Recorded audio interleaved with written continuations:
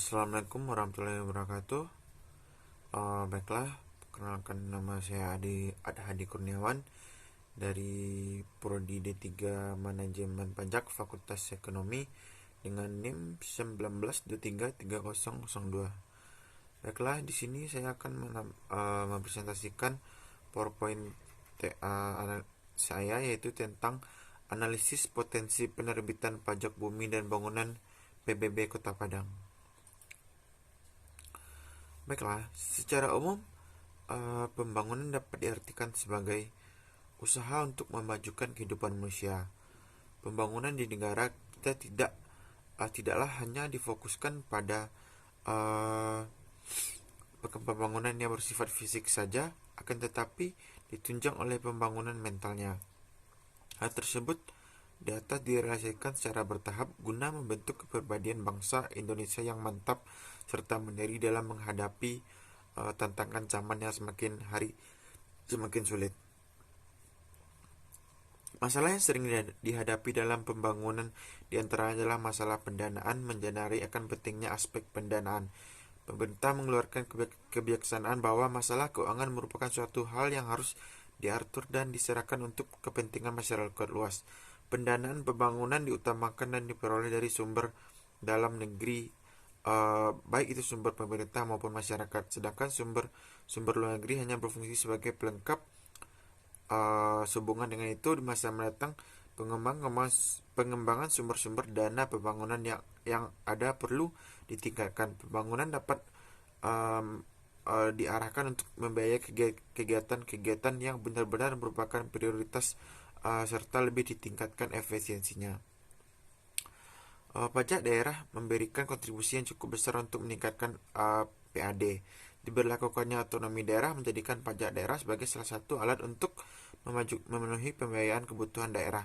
Upaya peningkatan PAD dapat dilakukan dengan meningkatkan efisien sumber daya dan sarana prasarana serta meningkatkan efektivitas pemungutan dengan mengoptimalkan potensi yang dimiliki.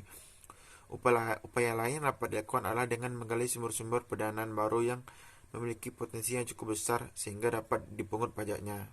Penggunaan pajak sesuai kebutuhan daerah yang diharapkan akan merangsang masyarakat untuk memenuhi kewajibannya membayar pajak. Dan mengingat besarnya manfaat dari penerimaan pajak bumi dan bangunan dalam pembangunan, maka diharapkan penerimaan pajak bumi dan bangunan dari tahun ke tahun di setiap daerah mencapai angka potensi yang ada. Namun kenyataannya pada saat sekarang ini masih banyak yang di seluruh tanah air di mana penerimaan pajak PBB masih belum mencapai potensi yang ada. Kondisi ini juga dialami oleh Kota Padang. Hal ini dapat tampak dari realisasi pajak bumi dan bangunan Kota Padang pada tahun 2014 sampai 2018 yang diperlihatkan oleh tabel di bawah. Baiklah, tabel ini adalah target dan realisasi penerimaan pajak bumi bangunan Kota Padang dari 2014 sampai 2018. Terlihat mengalami kemajuan dari tahun ke tahun. Pada tabel di atas dapat dilihat bahwa perkembangan realisasi pemungutan pajak bumi dan bangunan pada tahun 2014 penerimaannya melebihi target yang telah ditetapkan yang mencapai Rp 24.206.149.784. Pada tahun 2015 dan 2016 penerimaan pajak bumi dan bangunan tidak mencapai target dan mengalami penurunan.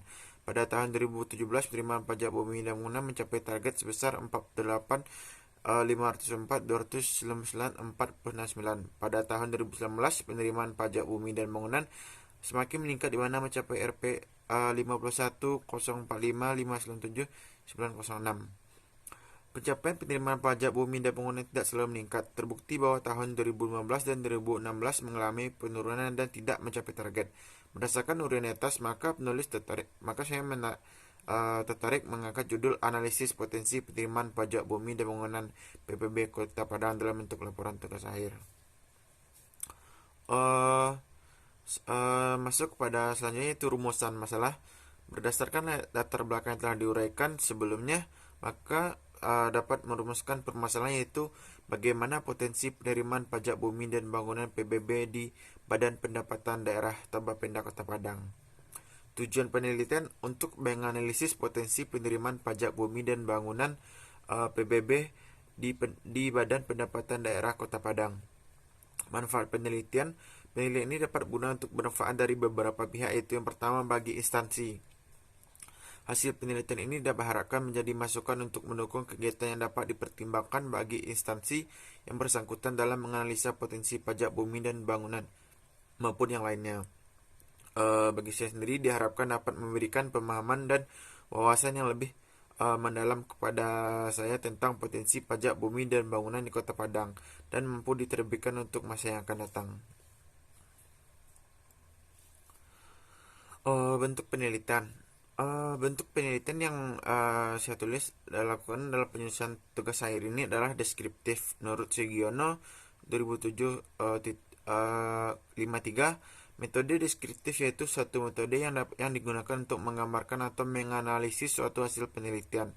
Pendekatan penelitian ini menggunakan metode kuantitatif. Menurut Sugiono 211-11, metode kuantitatif adalah metode yang menggunakan data penelitian berupa angka-angka, mulai dari pengumpulan data, analisis data yang bersifat statistik yang bertujuan untuk menguji hipotesis yang telah ditetapkan. Berdasarkan teori data dalam penyusunan tugas akhir ini bertujuan untuk menganalisis potensi penerimaan pajak bumi dan bangunan PBB Bapenda Kota Padang. Lokasi dan waktu penelitian dilaksanakan di kantor daerah Bapenda Kota Padang yang beralamat di Jalan Muhammad Yamin nomor 70 KP Jao Padang Barat, Kota Padang, Sumatera Barat. Waktu ini dilakukan pada tahun 2021. Baiklah, masuk pada rancangan penelitian. Jenis penelitian termasuk ke dalam penelitian deskriptif, yaitu penelitian tentang fenomena yang terjadi pada masa sekarang.